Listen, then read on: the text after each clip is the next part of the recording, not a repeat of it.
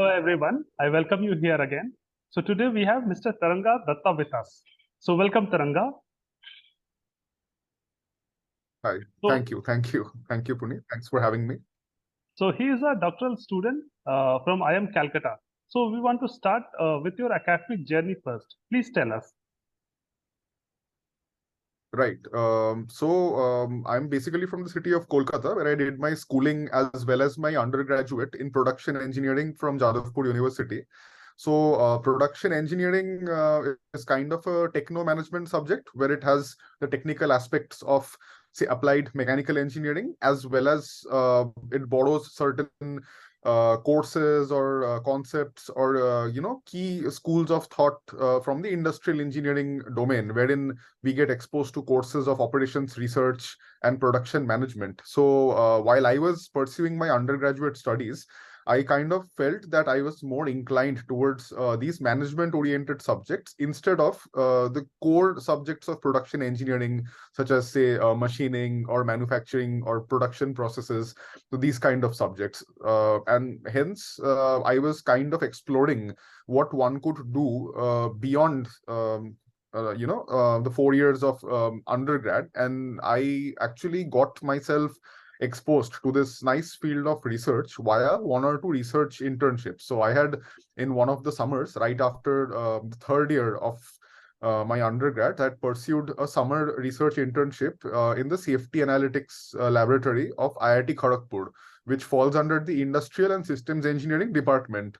Since I pursued a research internship there, I got an idea of research firsthand, and I kind of saw, the lifestyle of the research scholars and how their day-to-day life is, and the transition from maybe, say, corporate to academia, and later on also from academia to a life of an assistant professor, basically a faculty life in an academic institution. And that is something when when we are in the third or fourth year of our engineering, we just think, okay, what am I going to do next?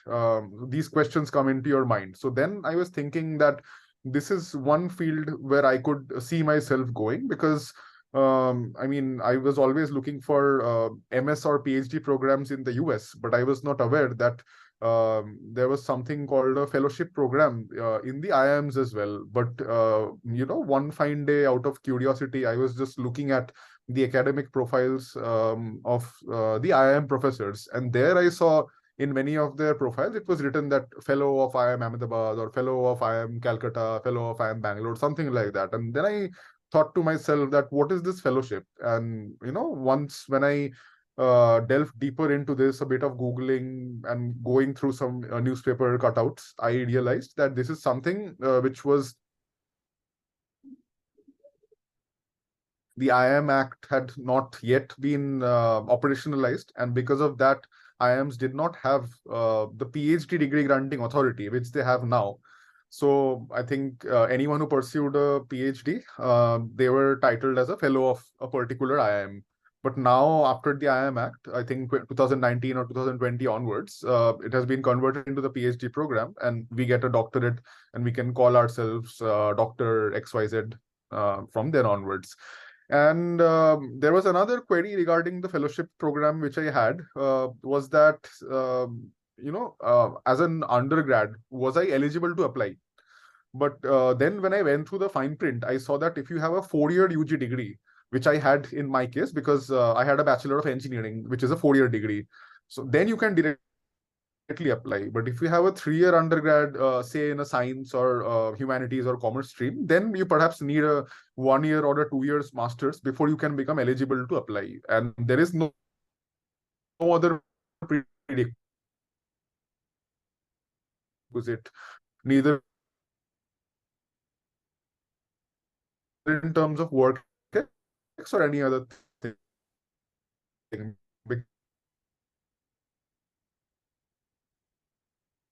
for being more valuable to make them, just industry ready. So yeah, that is how I got into the PhD program. And I think 22, I got admitted in 2018. So my 5 years are almost about to come to an end in a couple of months. And Okay. that's how it has been so far. Okay. So since you are towards the completion of your doctoral journey, Right. so what are the things you want to share? You want to share how to, choose a topic or how to build a good rapport with your supervisor, how to do literature review, which kind of experience you want to share? Right. So regarding choosing a topic, I can, speak about my journey because I think PhD is an individual journey, and I can share my experience. And based on that, if there are some takeaways, any other person can take and, use it as motivation. So yeah. So what I did was, so initially in IIM Calcutta, the structure is such that we have 2 years of coursework, wherein the first year is almost entirely shared with the MBA or PGP students, wherein 90% of the courses are common with the MBA courses, whereas 5 to 10% of your courses can be some doctoral course which introduces you to a particular topic. Like since I am from the operations management domain, I had two doctoral courses in my first year. They were Operations Research 1, that is Introduction to Operations Research from on a doctoral level course, which is a bit different from the management level or the MBA level operations research that you have. And the other course which I had was on data envelopment analysis, which is a nice multi-criteria decision-making, methodology which we can use to compare efficiencies of different decision-making units. And these were the initial courses in my first year. While in the second year, I was completely exposed to doctoral courses in my major area and a few courses in my minor area. Now, I would say that even if you are from one particular area, like for my instance, operations, I would suggest that don't just restrict yourself to the operations courses, because I believe that research in management is highly interdisciplinary, and you should also gain experiences and viewpoints from the other courses, because you can maybe borrow a methodology which is used in say marketing or information systems, and use it to study a problem which has not yet been studied in the operations domain, and even vice versa for that matter.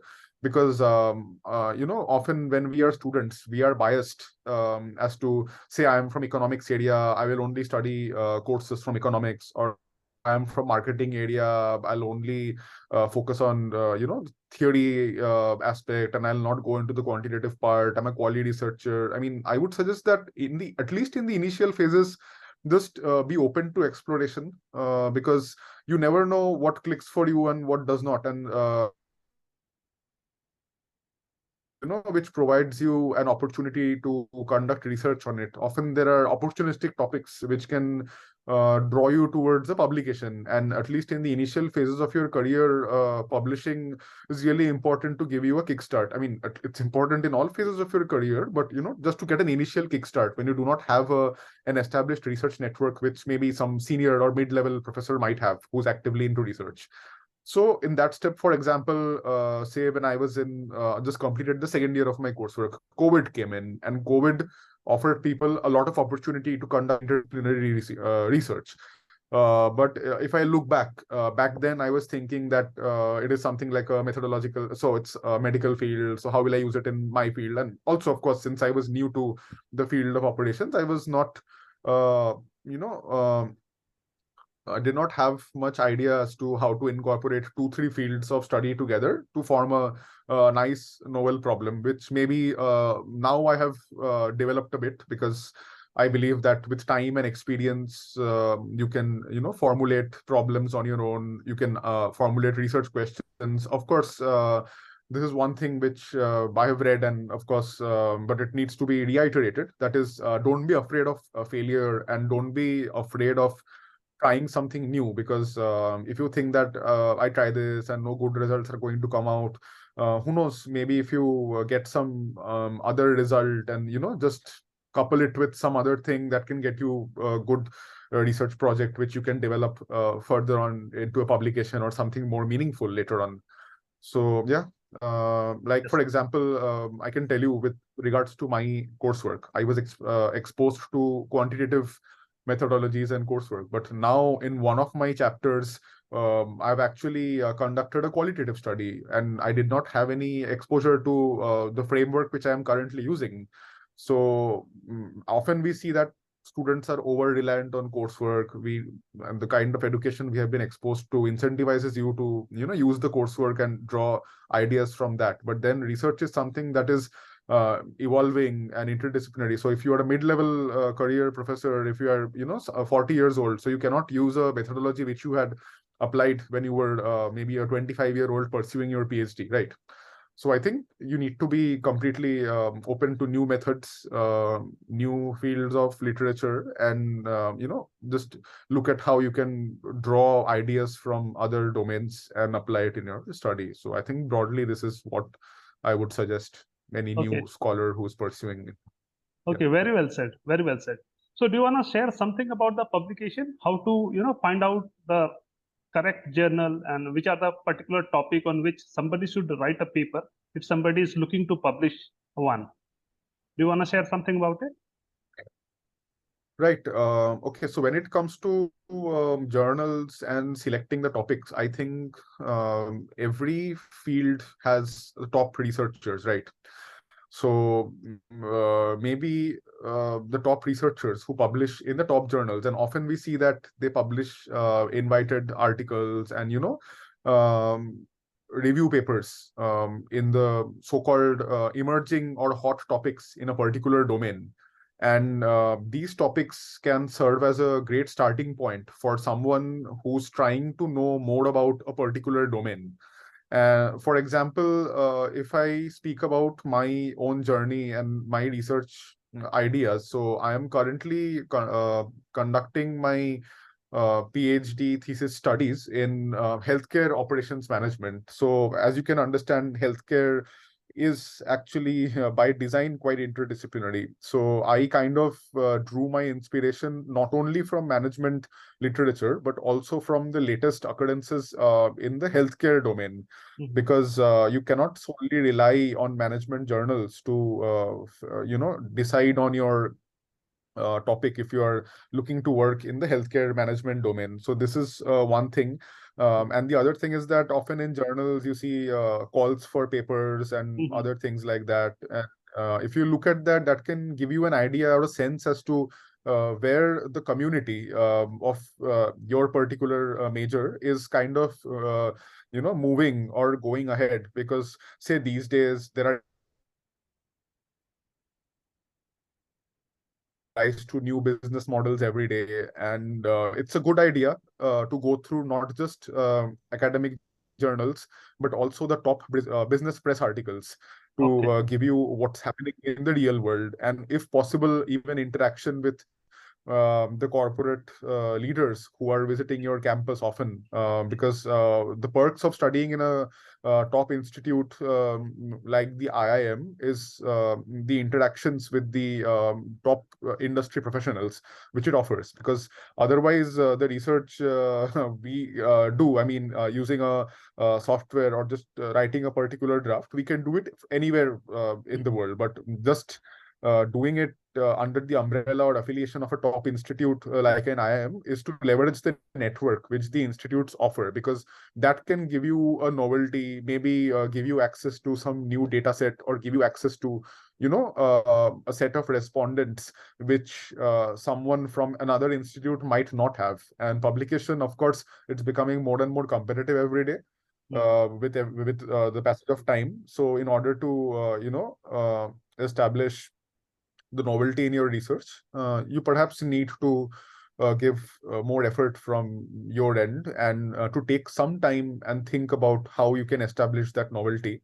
And of course, being restricted just to yourself and your ideas, and just having ideas and not working on them would perhaps not lead you too far. So I think best is to have an initial idea, just form initial research questions, and then approach your advisors or other faculty members of the advisory committee which you have formed, to refine the idea, nurture the idea. And you can take a good 2 or 3 months initially to do that. And once you have a good research question and a good, research design, then you can proceed. Because unless you have these two, so unless you form a clear path or a clear goal, with set timelines and deadlines for yourself, then it would be really difficult to maybe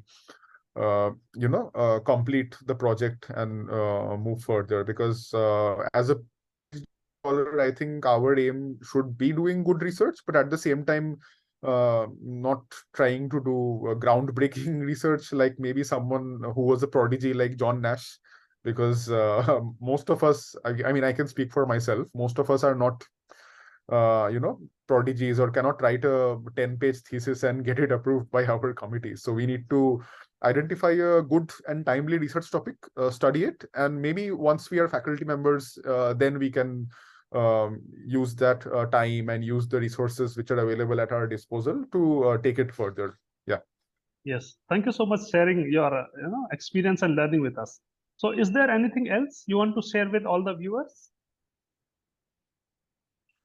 Right.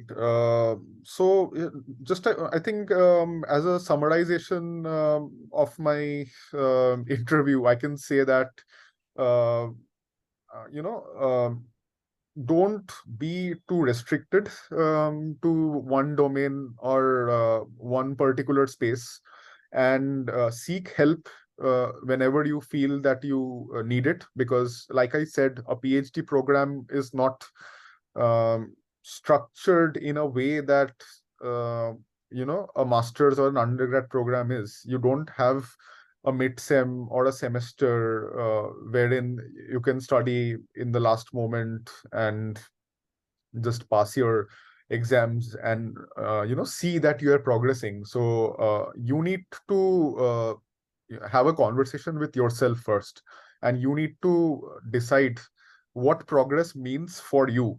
And if possible, maybe make 2 or 3 month goals, which can so once you accomplish those goals one by one, you can feel a sense of accomplishment. Because a PhD program is a long duration program. So if you sit at home for 4 or 5 years, or sit in an institute and feel that you've accomplished nothing, so that might put your mental health to a spin, and that is not a very good thing, or a very sustainable thing for someone in a career. Because we see that we are exposed to social media like LinkedIn or Facebook.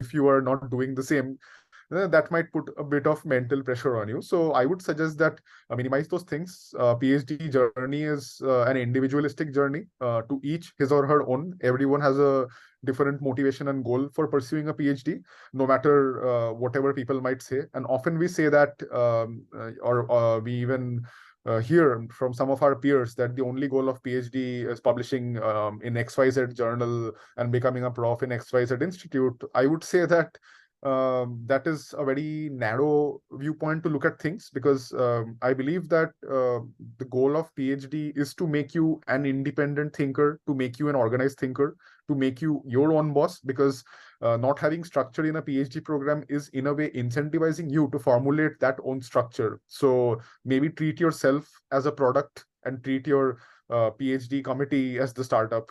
So I think that would perhaps be a nice approach of looking at it. And if you can refine the product that is yourself, maybe your startup can one day become a unicorn that is published in that so-called top tier journal, and become a superstar faculty or a top corporate PhD boss one day, where you can contribute equally in industry as well as in academia. Because at the end of the day, we are pursuing a PhD in management, and our goal is not just publishing in journals and parking the journals away in some other place, but also to hopefully see that the research which you are doing is someday taken up, your findings are, or your approaches are someday taken up and applied to a real world setting, wherein you can see the impact. And maybe that would eventually end up becoming the reward of all the hard work and the midnight oil that you have burnt. So yeah, that is what I would like to add. Okay, thank you so much, Taranga, for sharing your experience, time, and learning with all of us. Thank you so much. Thank Thank you for having me.